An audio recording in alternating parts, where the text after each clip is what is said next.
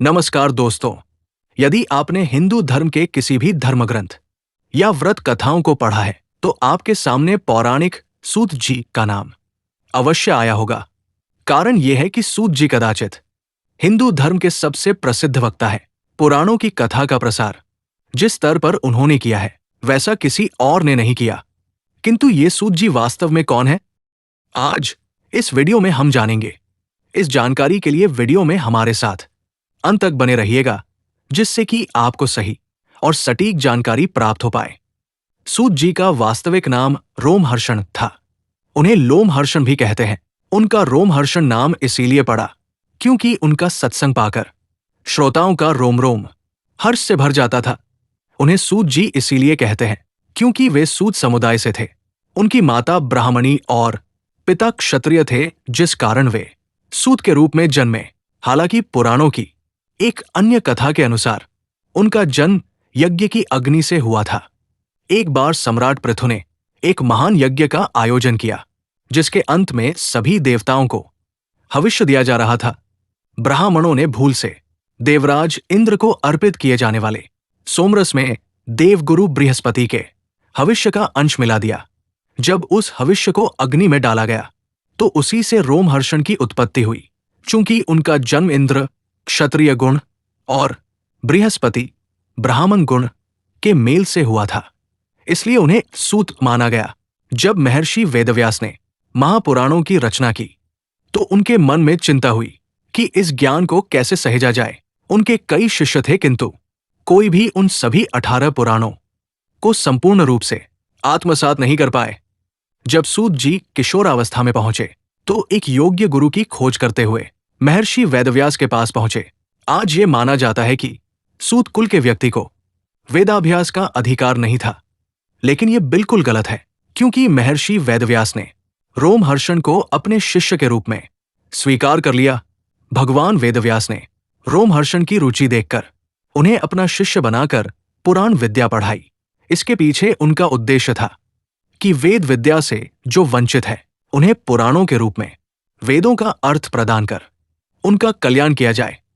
रोमहर्षण सूत जाति के थे। क्षत्रिय पिता और ब्राह्मणी माता से उत्पन्न संतान सूत होती है, जिसका मुख्य कार्य सारथी बनना और वंश कीर्तन व स्तुति पाठ करना होता था। अब ध्यान देने की बात है कि वर्ण संकरता के कारण सूत को वेद के अध्ययन का अधिकार नहीं था, जबकि ब्राह्मण और क्षत्रिय दोनों को ही वेदाध्ययन का अधिकार है। परंतु फिर भी उन्हें इतिहास लेखन जैसा महत्वपूर्ण कार्य दिया गया था। यही राजाओं की पीढ़ियों की गिनती और उनकी गाथाएं लिखते व सुरक्षित रखते थे। इससे स्पष्ट होता है कि वेद के अध्ययन का अधिकार न होना कोई ऊंच या नीच होना तय नहीं करता था। रोमहर्षण जी वेदव्यास जी के प्रिय शिष्य थे। उन्होंने अपनी प्रतिभा के बल पर पुराण विद्या पर खुद के ग्रंथ भी रचे। उन दिनों पुराणों का वापस गठन होने के कारण ये एक नई विद्या थी और रोमहर्षण जी इस विद्या के प्रचार में बहुत प्रसिद्ध हो गए थे। 6 विद्वान ब्राह्मणों को उन्होंने अपना शिष्य बनाया। अब दोस्तों देखिए, नीची समझी जाने वाली सूत जाति के विद्वान रोमहर्षण के शिष्य ब्राह्मण बने, तो इससे साफ ही है कि वर्ण कोई ऊंच नीच के मानक नहीं थे, बल्कि अलग अलग अधिकारों को दर्शाते थे। श्री कृष्ण ने गीता में कहा है, चातुर्वर्णम मया सृष्टम गुण कर्म विभागश, जिसका सीधा सा मतलब है कि गुणों और कर्मों के अनुसार मैंने 4 वर्ण बनाए। उनके आश्रम में सूत जी की विशेष रूप से वेदव्यास के एक अन्य शिष्य शौनक ऋषि से घनिष्ठ मित्रता हो गई। ये दोनों महर्षि व्यास के सर्वश्रेष्ठ शिष्यों में से एक माने जाते हैं। रोमहर्षण ने अपनी प्रतिभा से व्यास रचित सभी 18 महापुराणों को कंठस्थ कर लिया। ये देखकर व्यास मुनि बड़े प्रसन्न हुए और उन्होंने रोमहर्षण से उस अथाह ज्ञान का प्रसार करने को कहा।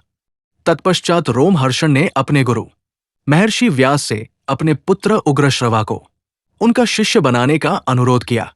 उग्रश्रवा अपने पिता के समान ही तेजस्वी थे, जिसे देखकर व्यास जी ने उन्हें भी अपना शिष्य बना लिया। उन्होंने पिता से और पिता के शिष्यों से भी पुराण विद्या पढ़ी, इसलिए उन्हें पुराणों का पिता से भी ज्यादा ज्ञान हो गया। पिता शेर तो बेटा सवा शेर। रोमहर्षण सभी वेद पुराणों का अध्ययन तो कर ही चुके थे। वे और अधिक ज्ञान प्राप्त करने के लिए परमपिता ब्रह्मा की तपस्या की। ब्रह्मदेव ने प्रसन्न होकर उन्हें अलौकिक ज्ञान से परिपूर्ण कर दिया। रोमहर्षण ने उनसे पूछा कि मुझे अपने गुरु से सभी पुराणों का ज्ञान प्राप्त हुआ है और आपने भी मुझे अलौकिक ज्ञान प्रदान किया है। अब मैं किस प्रकार इस ज्ञान का प्रसार करूं? इस पर ब्रह्मदेव ने उन्हें एक दिव्य चक्र दिया और कहा कि इसे चलाओ और जिस स्थान पर यह रुक जाए वही अपना आश्रम स्थापित कर इस ज्ञान का प्रसार करो। ब्रह्मा जी की आज्ञा पाकर रोमहर्षण ने उस चक्र को चलाया और वो जाकर नैमिषारण्य नामक स्थान पर रुक गया, जो 88,000 तपस्वियों का स्थल था। इसी स्थल पर भगवान विष्णु ने निमिष अर्थात आंख झपकने में लगने वाला समय भर में सहस्त्रों दैत्यों का संहार कर दिया था। इसी कारण उस प्रदेश में उस जगह का नाम नैमिषारण्य पड़ा। उसी पवित्र तीर्थ में रोमहर्ष ने अपना आश्रम स्थापित किया और प्रतिदिन सत्संग करने लगे। कहा जाता है कि उनकी कथा कहने की शैली इतनी रोचक थी कि मनुष्य तो मनुष्य, जीव जंतु भी उसे सुनने के लिए वहां आ जाते थे। उसी स्थान पर वे सूत जी के नाम से प्रसिद्ध हुए। उधर उनके पुत्र उग्रश्रवा भी महर्षि व्यास से शिक्षा लेकर पारंगत हो गए। उन्होंने अपने पिता से भी अधिक शीघ्रता से समस्त पुराणों का अध्ययन कर लिया और वे अपने पिता की भांति ही उस ज्ञान का प्रसार करने लगे। एक बार नैमिषारण्य के सभी 88,000 ऋषियों ने महर्षि व्यास से ये अनुरोध किया कि वे उन्हें सभी महापुराणों की संपूर्ण कथाओं से अवगत कराएं। ये सुनकर महर्षि व्यास ने कहा कि इसके लिए आपको मेरी क्या आवश्यकता है? नैमिषारण्य में मेरे शिष्य रोमहर्षण हैं, जो इन सभी कथाओं को सुना सकते हैं। आप सभी उन्हें व्यास पद पर आसीन कर पुराणों का ज्ञान प्राप्त करें। इस पर ऋषियों ने पूछा कि एक सूत को व्यास पद पर कैसे बिठाया जा सकता है? ये सुनकर महर्षि ने सभी को तत्वज्ञान दिया और बताया कि योग्यता जन्म से नहीं बल्कि कर्म से आती है।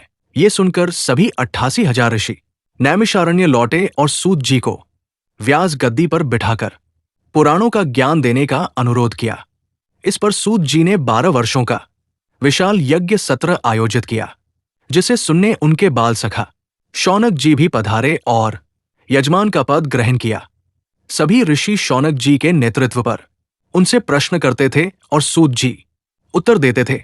ऐसा कहते हुए बहुत समय बीत गया और सूत जी ने 10 पुराणों की कथा समाप्त कर 11वां पुराण आरंभ किया।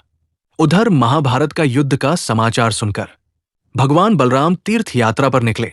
घूमते हुए वे नैमिषारण्य पहुंचे, जहां सूत जी का यज्ञ सत्र चल रहा था। जैसे ही सभी ऋषियों ने बलराम जी को देखा तो सभी अपने स्थान पर खड़े होकर उनका अभिवादन करने लगे और उन्हें आसन दिया। किंतु सूत जी व्यास गद्दी पर बैठे होने के कारण ईश्वर के अतिरिक्त किसी और के सम्मान में खड़े नहीं हो सकते थे। उन्होंने बलराम के आने पर थोड़ी देर के लिए कथा को भी विश्राम दिया।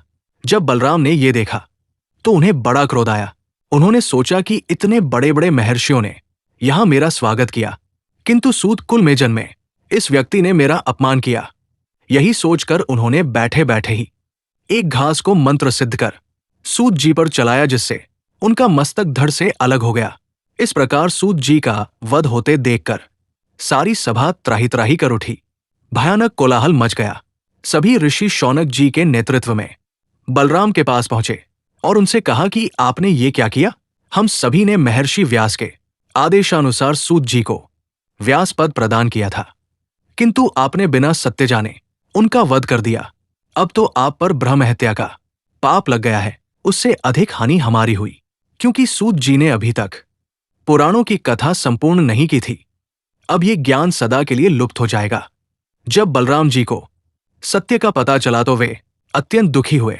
उन्होंने महर्षि शौनक के चरण पकड़कर कहा कि अनजाने में मुझसे बड़ा पाप हो गया, आप मुझे इसका प्रायश्चित बताएं। किस प्रकार मैं उनके द्वारा किए गए इस अधूरे ज्ञान को पूर्ण करूं? इस पर शौनक जी ने कहा कि आप सूत जी के पुत्र उग्रश्रवा को यहां बुलाइए, क्योंकि व्यास जी के अतिरिक्त अब एक वे ही है जिनके पास समस्त पुराणों का ज्ञान है। ये सुनकर बलराम तत्काल शौनक जी के साथ उग्रश्रवा ऋषि के पास पहुंचे और उनसे क्षमा याचना की। वे उन्हें मना कर नैमिषारण्य ले आए, जहां उग्रश्रवा जी ने बाकी 8 पुराणों की कथा सुनाने का वचन दिया। बलराम को इससे थोड़ा संतोष हुआ। उन्होंने पुनः प्रायश्चित के लिए निकलने से पहले सभी ऋषियों से पूछा कि मुझे बताइए कि मैं प्रायश्चित के लिए निकलने से पहले आपका और क्या हित करूं?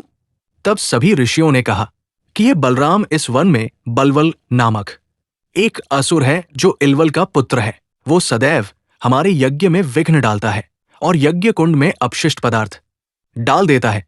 कृपया उससे हमारी रक्षा करें। ऋषियों का ऐसा अनुरोध सुनकर बलराम जी ने बलवल ये युद्ध कर सहज ही उसका वध कर दिया और नैमिषारण्य को राक्षसों के आतंक से मुक्त किया। तत्पश्चात वे प्रायश्चित के लिए तीर्थ यात्रा पर निकल गए। तब सूत जी के पुत्र उग्रश्रवा ने अपने पिता का सत्संग आगे बढ़ाया और बचे हुए 8 महापुराणों के ज्ञान से समस्त ऋषियों को परिपूर्ण कर दिया। महाभारत की कथा जो आज हम पढ़ते हैं वो भी सूत जी के पुत्र उग्रश्रवा सौती द्वारा ही सुनाई हुई है। जब महर्षि वैशंपायन ने महाभारत की मूल कथा, जिसे जय कहते हैं, परीक्षित पुत्र जन्मेजय को सुनाई थी, उस समय लोमहर्षण के पुत्र उग्रश्रवा सौती ने भी वो कथा सुनी थी। बाद में उन्होंने नैमिषारण्य में पहुंचकर वही कथा विस्तार पूर्वक 88,000 ऋषियों को महर्षि शौनक की उपस्थिति में सुनाया। उन्होंने अपने पिता का पद प्राप्त किया था। इस कारण उग्रश्रवा सौती को भी अपने पिता की भांति ही सूत जी कहा जाने लगा। कुछ लोगों का ये भी मानना है कि लोमहर्षण या उग्रश्रवा सौती सूत नहीं बल्कि ब्राह्मण थे, किंतु ये भी गलत है। हालांकि कुछ पुराणों में रोमहर्षण को अग्नि से उत्पन्न अवश्य माना गया है, किंतु वास्तव में वे सूत ही थे।